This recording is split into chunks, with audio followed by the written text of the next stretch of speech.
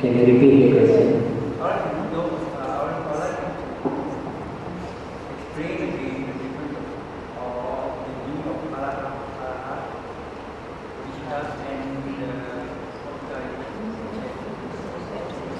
You want to know the meaning of Arahant, Paccekabuddha and Buddha. Arahant is a disciple of Buddha. It can be a monk, it can be a nun, it can be male or female lay disciple. Whoever practice the Dharma, diligently work hard for the purification of the mind from the defilements, following the instructions, and he cultivates and attains enlightenment. This person is known as Arahant.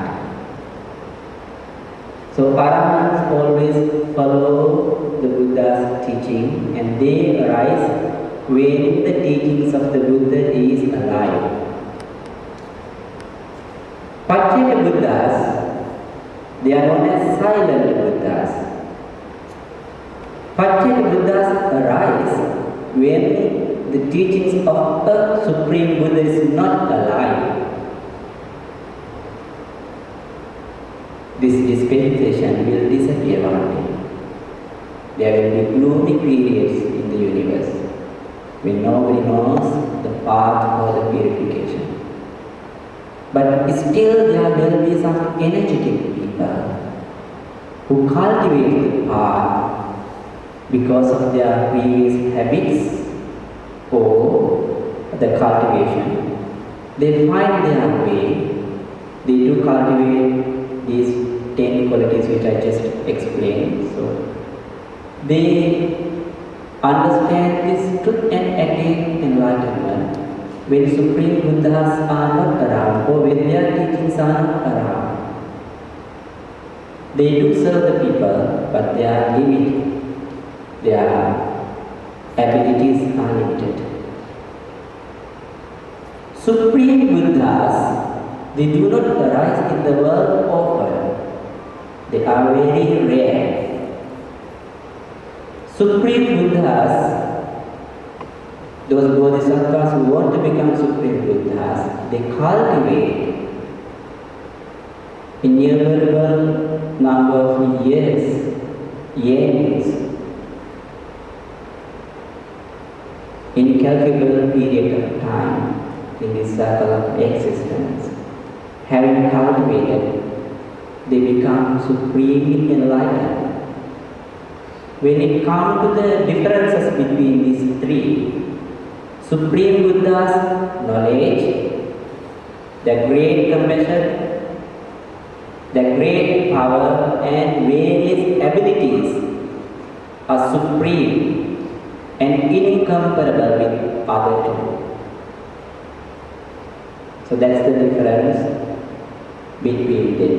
But when it comes to the realization of Nibbana, these three noble persons understand and realize the same truth of Nibbana. So they purify their minds, and when it comes to the purifications,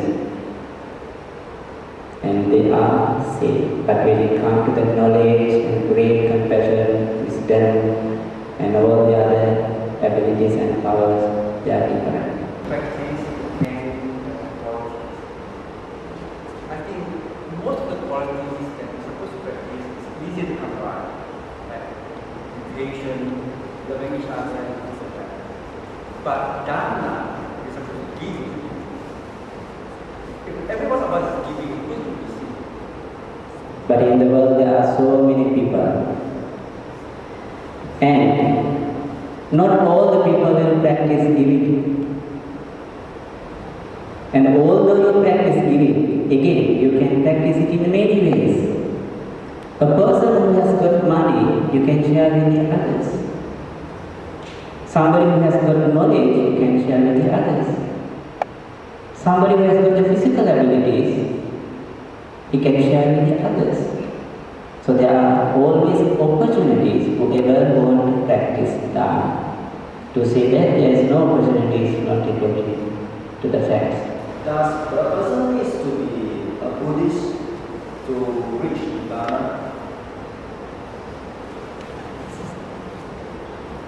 The label is not important. The label is not important, but you should follow the path.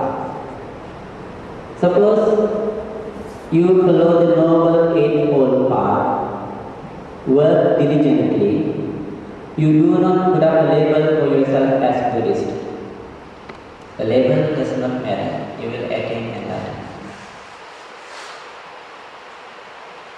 In Buddha's time, various kind of people from various denominations, they came. After listening to the teachings of the Buddha, some of them attained enlightenment on the spot. And when they came to the Buddha, they did not came as Buddhists. So the label is not important. What is important is the practice. So as long as you follow the Noble Eightfold Path, as long as you cultivate necessary qualities, then you can attain enlightenment. Does not matter whoever you are and whatever level you are having. When a person became to the arhat state, do they highlight it to the others? Do they tell it to the others? How do we identify arhat person? Can you repeat the question, ma'am?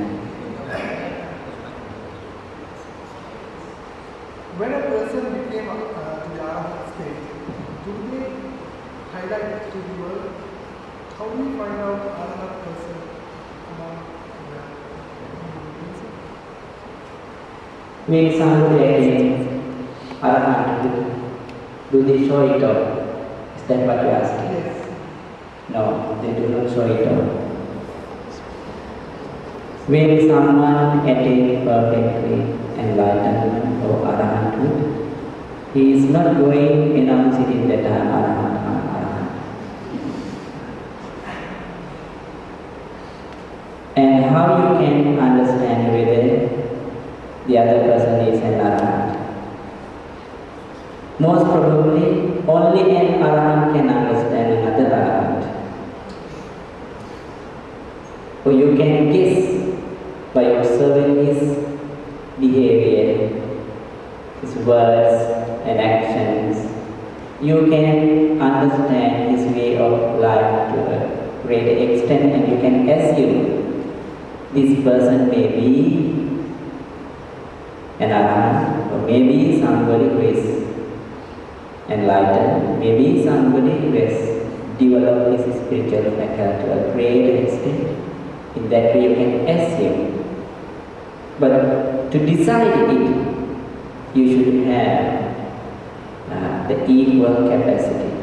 So only an arahant or someone who has got the ability to read the thoughts of the others will understand. So the Buddha got this ability. There are many other great arahants who have got these psychic abilities and they could understand. On the other hand, I'll give one simply to understand this. Suppose you are a doctor. Now, after your work, you are coming home. But you are not driving a car, but you are coming by MRT. Inside, you meet another doctor. And both of you are not having any label with you. No uniforms. You are just ordinary civilians. And how can you recognize the other person, whether he is a doctor or not? Very simple.